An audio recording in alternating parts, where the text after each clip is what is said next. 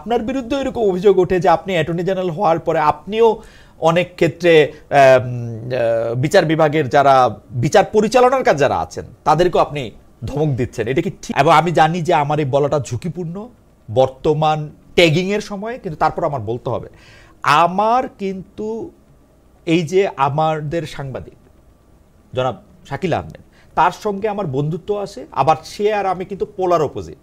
উনি আর আমি কিন্তু মানে সাংবাদিকতার ধ্যান ধারণায়।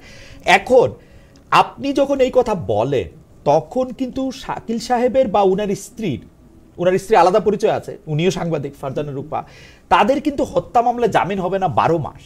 এখন হত্যা মামলায় যদি 12 মাস শাকিল এবং রূপার জামিন না হয়, বিচারপতি ABM খায়রুল হকের এগেইনস্টে একটা হত্যা মামলা হয়েছে রাজধানীর একটি প্রবেশ পথের দিকের একটি হত্যা মামলায়। এখন আপনি রাষ্ট্রের সর্বোচ্চ আইন কর্মকর্তা হিসেবে আপনি আপনার যারা কর্মকর্তা আছে তাদের কি বলতেছেন এই মামলাটা নিয়ে, কিভাবে প্রসিড করতে? এইটা মানে এইটা যদি এই আলোচনাটা যেটা আপনি করতেছেন, এটা নিশ্চয়ই যদি এই আলোচনাটা হইতো, আমরা ভবিষ্যতে যেটাকে আপনি বলতেছেন জুডিশিয়ারির জন্য একটা খুবই মাইল ফলক হয়ে থাকতে পারতো। কিন্তু আমরা আলোচনা করতেছি যে ABM খায়রুল হক মানুষ মারছেন এবং তার নামে একটা হত্যা মামলার বিচার হইতেছে, এইটা কি আসলে ঠিক হইল? প্রথম কথা হলো, যখন একটা ম্যাটার আন্ডার ইনভেস্টিগেশন থাকে তখন সেই বিষয়ে অ্যাটর্নি জেনারেল হিসাবে কথা বলাটা খুব বেশি সমীচীন বলে মনে করছি না। দ্বিতীয়ত, আপনাকে একটা এক্সাম্পল দেই। আমি এবং ব্যারিস্টার রুকনুদ্দিন মাহমুদ কোন একটা বিষয়ে একজন পুলিশ কর্মকর্তার সাথে একদিন কথা বলতেছিলাম। তখন সেই পুলিশ কর্মকর্তা আমাকে, আমাদের দুইজনকেই বললেন, রুকনুদ্দিন মাহমুদ এখনো বেঁচে আছেন, যে স্যার সরি, সারাদিন খুব ব্যস্ত ছিলাম। কোনো একজন ব্যক্তি বাংলাদেশের ধরেন কনস্টিটিউশনাল পোস্টের টপ একজন, তার ওয়াইফ এসে কমপ্লেন করেছেন যে তার হাজবেন্ডের বাসার কাজের মেয়ের সাথে একটা সম্পর্ক আছে। ঠিক আছে, এটা আমরা বিশ্বাস করতে পারিনি। পুলিশ কর্মকর্তা বললেন যে আমি প্রথমে বিশ্বাস করিনি, পরবর্তীতে তদন্ত করে দেখা গেছে that was A right information. ফলে আমরা আপাতত পাবলিক পারসেপশনে যেটা ধরে নেই সেটার বাইরেও কিন্তু একটা স্টোরি থাকতে পারে। ফলে খায়রুল হক পাবলিক পারসেপশনে আসে যে খায়রুল হক এইটাই ইনভলভ হতে পারেন না। বাট নেভারদিলেস তদন্তে কি আসবে আমরা জানি না, সুতরাং সেটাকে আমরা এখনই প্রেডিক্ট করতে পারবো না। আমি একটু রাষ্ট্রের সর্বোচ্চ আইন কর্মকর্তার জায়গা থেকে আপনি হয়তো ঠিকই বলছেন যে এটা নিয়ে তদন্ত হইতেছে, তদন্ত করলে আমরা এটা জানবো। কিন্তু আমরা বিচারপতি ABM খায়রুল হকের দোষ হিসাবে কিন্তু আমরা মাঠের বক্তৃতায় আমরা সকল উপদেষ্টার মুখে যারা এই বিষয় নিয়ে কথা বলছেন তাদের কাছ থেকে আমরা এটা শুনতেছি, কিন্তু তিনি রায় ট্যাম্পারিং এর কথা, এবং রায় ট্যাম্পারিং হইছে বা উনি একটা এরকম একটা রায় দিছেন যে রায়ের ফলে বাংলাদেশে এত বড় ক্ষতি হয়ে গেছে যেটার ক্ষেত্রে আমরা একজনকে টাইরান্ট হয়ে উঠতে দেখছি। তো সেই ক্ষেত্রে ওনাকে দায়ী করা, আসলে এটা করছেন কিনা এইটা ট্রাই না করে আমরা ট্রাই করতে থাকলাম হচ্ছে একটা যাত্রা, আমার যতদূর মনে পড়ছে যাত্রাবাড়িতে একটা হত্যা মামলায় ওনাকে প্রধান আসামি। আমি এগেইন বলছি, জি জেনারেল পাবলিক পারসেপশন যদি বলেন, আমারও পাবলিক পারসেপশন উনি এটা করতে পারেন না। বাট এটাকে যদি তদন্তে বের হয়ে আসে অন্য কিছু, সেটা তদন্ত পর্যন্ত অপেক্ষা করি, আমরা দেখি। সেটা তো আসাদ ভাই, বাংলাদেশের তদন্তের ক্ষেত্রে আপনাদের তো বাংলাদেশের তদন্তের ক্ষেত্রটা আপনিও জানেন আমিও জানি, আসলে তদন্তে কি না সম্ভব না, তদন্তে সব সম্ভব না। ওকে, তদন্তে সব সম্ভব না। আপনাকেই কতগুলি মামলা এই গত 15 বছরে 20 বছরে মানে তদন্তের কত সম্ভাবনা নিয়ে আপনার এটা করতে হয়েছে, আপনি কি মনে করেন যে সেই তদন্তের সম্ভাবনা মানে এখন আপনি যদি আগে উপসংহারে সেই জায়গাটা না, সেইখানে যে তদন্তে যেটা আসবে যদি অসম্ভবকে সম্ভব করা হয় নিশ্চয়ই সেটা আইনি প্রক্রিয়া এটা বের হয়ে যাবে। ওয়েল, একটু এখনকার প্রসঙ্গে আসি, আপনাকে ধন্যবাদ। এখনকার প্রসঙ্গে আসি যে নিউ ইয়র্কে NCP নেতাদের মানে আমি বলবো যে খুবই বিচ্ছিরিভাবে, চূড়ান্ত বেআইনিভাবে, মানে যদি আইন বলে কিছু থাকে তাদেরকে গালাগালি করা হয়েছে, তাদের এনসিপি নেতাদের গায়ে ডিম ছুঁড়ে মারা হয়েছে, এবং সেইটাকে আবার খুব বড় করে একটা গর্বের বিষয় হিসেবে দেখানো হয়েছে। আমরা যখন এইটার নিন্দা করছিলাম তখন আওয়ামী লীগের পক্ষ থেকে আবার এটা বলতে শুরু করা হয়েছে যে এই মব বা ডিম ছোড়া আসলে শুরু করেছে এখন যারা এনসিপি করছে সেই এনসিপির দলের লোকেরাই, আদালত প্রাঙ্গণে বিভিন্ন এরকম কিছু করে। আপনার কাছে কি মনে হয় যে এই মব প্রেসার গ্রুপ এবং আমাদের যে প্রেস সচিব আছেন, মাননীয় প্রধান উপদেষ্টা প্রেস সচিব, তিনিও এটাকে আসলে এখন এটা কি আমাদের নিজেদের উপর দিয়ে এসে পড়ছে? আসলে এইটা আমি মনে করি যেটা যেই করুক, যখনই করুক, যে সময় করুক, যার উপরেই করুক, এইটা এদেশের আইন কি বলে জানি না, এদেশের আইন অনুসারে বেআইনি কিনা জানি না, তবে এইটা অনাকাঙ্ক্ষিত, অনভিপ্রেত, এটা প্রতিবাদের কোনো ভাষা হতে পারে না, যে সময়ই হোক, যারাই করুক। এটা কোনো পার্টিকুলার গ্রুপ বাই না, এটা প্রতিবাদের কোনো ভাষা হতে পারে না, এটা আমার দেশের রাজনৈতিক কালচার এবং সভ্যতার অংশ না। আপনি এই প্রসঙ্গেই চলে আসে যে একজন মানে ঢাকা শাহবাগ থানায় সন্ত্রাস বিরোধী আইনের মামলায় সাংবাদিক মঞ্জুরুল হাসান পান্নার জামিন শুনানিতে সংবাদ সংগ্রহ করতে গিয়ে মারধরের সংবাদ মানে হয়েছেন একজন সাংবাদিক। পাশাপাশি এই কথাও বলা যায় জনাব আবু আলম মোহাম্মদ শহীদ খান, তাকে আসলে গ্রেফতার করা হয়েছে কারণ তিনি কিসের সাথে জানি জড়িত এরকম মামলায়। এগুলি খুব জরুরি ছিল কিনা, মানে আপনাকে যদি এটা ধরেন আমরা অ্যাটর্নি জেনারেল অফিসের দায়িত্ব হলো আমার সামনে কি ম্যাটেরিয়াল আসবে, সেই ম্যাটেরিয়াল এক্সামিন করে আমরা রাষ্ট্রের পক্ষে পজিশন নেব, কতটুকু নেব না সেটা। আমি বেশ কয়েকটা মামলায় আপনি খোঁজ নিয়ে দেখেন, আমি মনে করেছি যে রাষ্ট্রের পক্ষে এটা ডিফেন্ড করার কোনো কিছু নাই। আমি স্টেট বলেছি যে এটা আমাদের ডিফেন্ড করার কিছু নাই। এই আপনার আবু আলম শহীদ খান সহ অন্যদের মামলায় কি ম্যাটেরিয়াল আছে এখন আমি দেখি নাই। আমি না দেখা পর্যন্ত এই বিষয়ে কোনো কমেন্ট করাটা সমীচীন মনে করছি না। আচ্ছা, এই প্রসঙ্গে অন্য একটা রাজনৈতিক দল এনসিপি, তারা এই যে এই আন্দোলন বা এই হামলা, আওয়ামী লীগের যে হামলা এই বা গালাগালি, এর জন্য বাংলাদেশের কনসুলেট জেনারেল সহ সম্পূর্ণ ফরেন সার্ভিস টিমকে চাকরিচ্যুত করার দাবি জানিয়েছে। এইটাকে আসলে আপনি কিভাবে দেখেন? যারা ভিকটিম হয়েছেন তারা ভিতরে থেকে কতটুকু অনুভব করছেন তাদের নেগলিজেন্স, যদি তারা মনে করে থাকেন যে তাদের নেগলিজেন্স আছে, এটা অবশ্যই খতিয়ে দেখা উচিত। এটা খতিয়ে না দেখে আমি যদি ঢালাওভাবে বলি যে না ওনারা ঠিক বলছেন না, এটা যেমন ঠিক হবে না, একই সাথে ওনাদের সাথে আমি বলি যে হ্যাঁ তাদের রিমুভ করা উচিত, সেটাও ঠিক হবে না। তবে এটার উপর একটা প্রপার তাদের সেন্স অফ রেসপন্সিবিলিটি যেটা, এটা খতিয়ে দেখা উচিত। সেন্স অফ রেসপন্সিবিলিটি প্রশ্ন আপনি এখানে তুলতেছেন, কিন্তু আমরা বিশেষ করে মানে আমি কেন আপনি বলতেছি, আপনার একটা ব্যাকগ্রাউন্ড আছে যে আপনি একটা বড় রাজনৈতিক দলের বিএনপির আমি নামই বলি, আন্তর্জাতিক বিষয়টা অনেক দিন ধরে আসলে দেখছি, মানবাধিকার সম্পাদক, মানবাধিকার এবং মানে ইন্টারন্যাশনাল অধিকার, মানে যে আন্তর্জাতিক স্বীকৃত মানবাধিকার এবং অন্যান্য রাইটগুলি। আমরা কিন্তু দেখেছি যে সরকার পরিবর্তনের পরে অনেক মানুষের বা অনেক দায়িত্বশীল লোকের চাকরি চলে গেছে, কারণ কেউ না কেউ বলছে যে আমরা ওনাকে চাই না। এই জায়গাটা থেকে এই বলাটাকে ক্যাটার করা হয়েছে বলে কি এগুলি সামনে আসতেছে না? মানে এটা ঠিকই আছে, আপনি কি মনে করেন? না, সেটা কোনো কারণ না। আচ্ছা, সেটা কোনো কারণের কারণে কারো চাকরি যায়নি।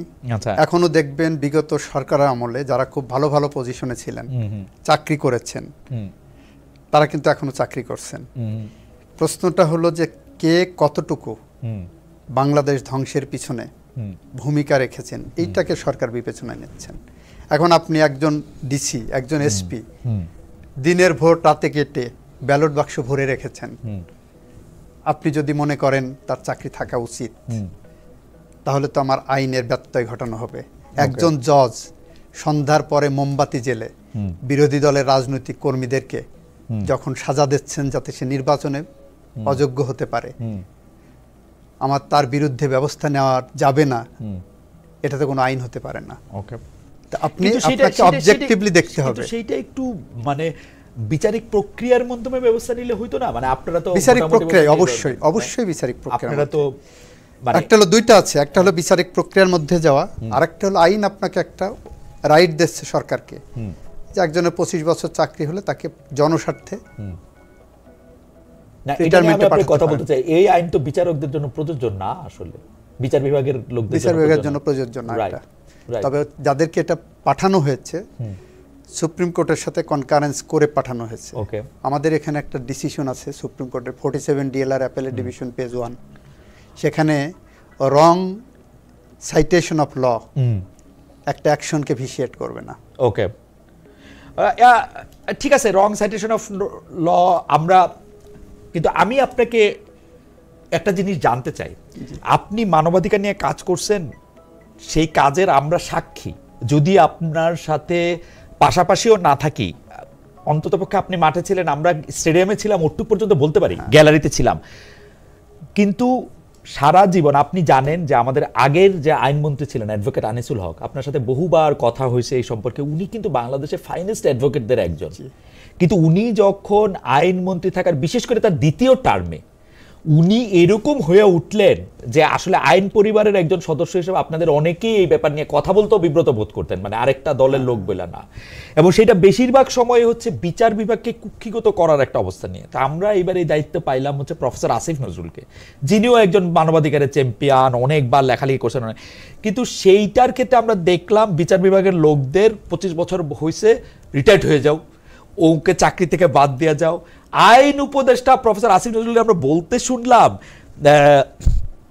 বুঝে শুনে জামিন দিতে হবে।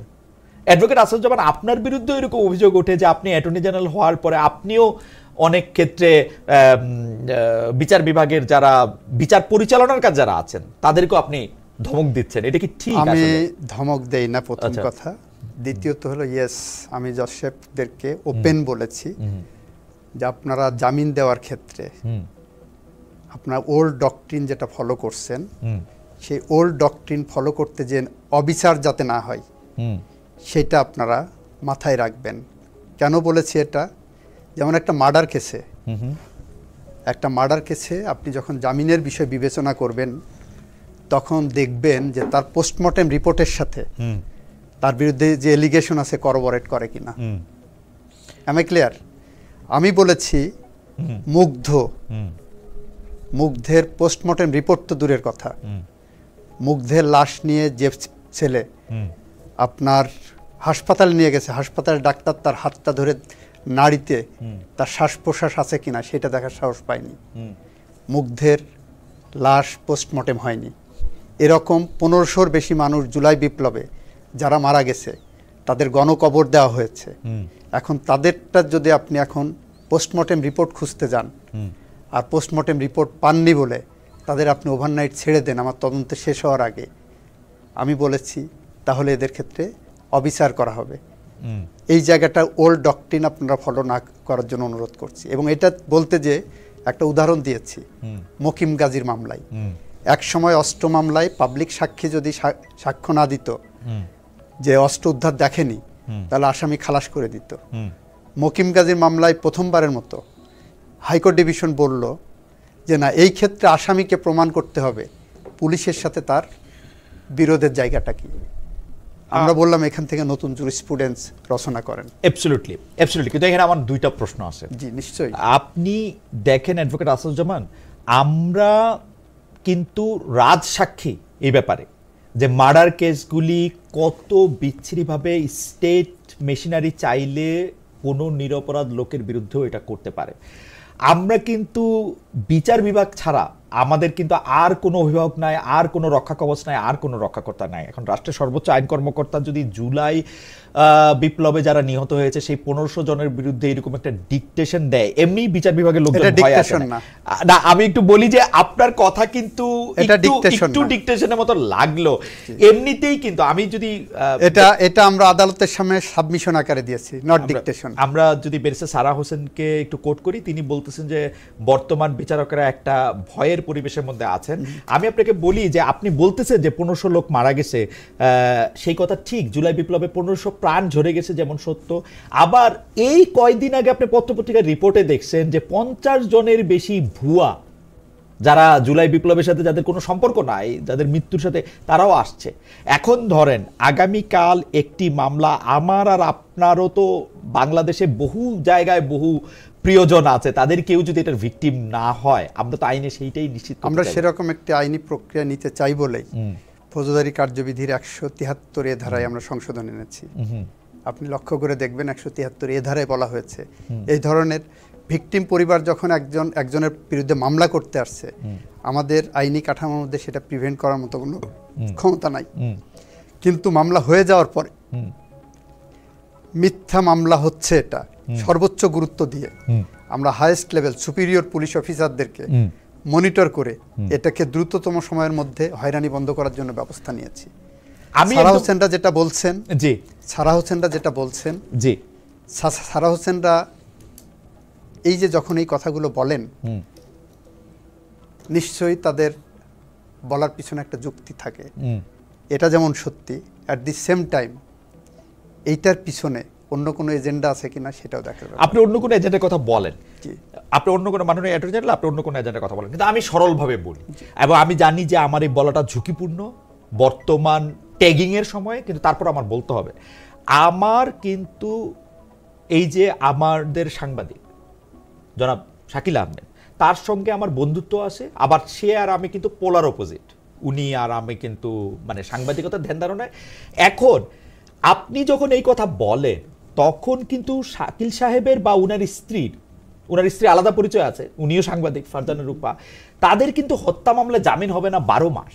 এখন হত্যা মামলায় যদি 12 মাস শাকিল এবং রূপার জামিন না হয়, এইটার জন্য কি ভবিষ্যৎ আমরা যখন দেখব এটাকে অ্যাটর্নি জেনারেলকে আমরা দায়ী করব না যে জামিনের ব্যাপারে ভেবেছেন? প্রথম কথা হলো যে এটা যখন হাইকোর্টে আসবে, আমরা প্রত্যেকটা মামলার অভিযোগ পুঙ্খানুপুঙ্খভাবে দেখে আমরা কিন্তু ডিফেন্ড করেছি। হাইকোর্ট কত মামলায় জামিন দিয়েছে একটু খোঁজ নেন। সারা হোসেন রাত খোঁজ নি কত মামলায় জামিন আপনারা জামিন দিয়েছেন, আমরা দিইনি। আচ্ছা সরি, মানে আমরা দেই না, কিন্তু আপনারা জামিনের বিরোধিতা না করলে জামিনটা হয়। এটা আমাদের দায়িত্ব হলো রাষ্ট্রের পক্ষে বিরোধিতা করা, এটা আমাদের দায়িত্ব। বিকজ রাষ্ট্র আমার মক্কেল, আমার মক্কেলের ইন্টারেস্ট আমার প্রোটেক্ট করতে হবে। আমার মক্কেল যখন আমার সামনে একটা ম্যাটেরিয়াল দিচ্ছে, I have to go by that materials, otherwise no you don't have to. আমার মনে আপনি বাদে অন্যান্য অফিসার দেবেন, আপনার এই স্বাধীনতা আছে, আপনি ইচ্ছা করলে ফিরাই দিতে পারেন। আমি ইচ্ছা করলে ফিরাই দিতে পারি, কিন্তু আমি যখন প্রাইমা ফেসি একটা মামলা দেখছি যে প্রাইমা ফেসি একটা এলিগেশন হচ্ছে, যদি আমি সেটা ডিফেন্ড না করি, এই সারা হোসেনরা যে বলবে অ্যাটর্নি জেনারেল অফিস ঘুষ খাচ্ছে এবং এটা করছে না, ওনারাই বলবেন, মুখ খুলবেন, ওনারাই মুখ খুলবেন। এখন ওনারা সাবজেক্টিভ হবেন না অবজেক্টিভ হবেন, এটা ওনাদের ব্যাপার। জেডাই খান পান্না মুক্তিযুদ্ধের পক্ষের একজন সোচ্চার কণ্ঠ, নো ডাউট অ্যাবাউট ইট। যখন জিয়াউর রহমানের মুক্তিযুদ্ধের পদক কেড়ে নেওয়া হয়, তখন ওনারা কিন্তু মুখ খুলেননি। এখানেই আমাদের প্রশ্নটা হলো যে আপনি আপনার জায়গা থেকে সিভিল সোসাইটি হিসাবে আপনি নিরপেক্ষ হন।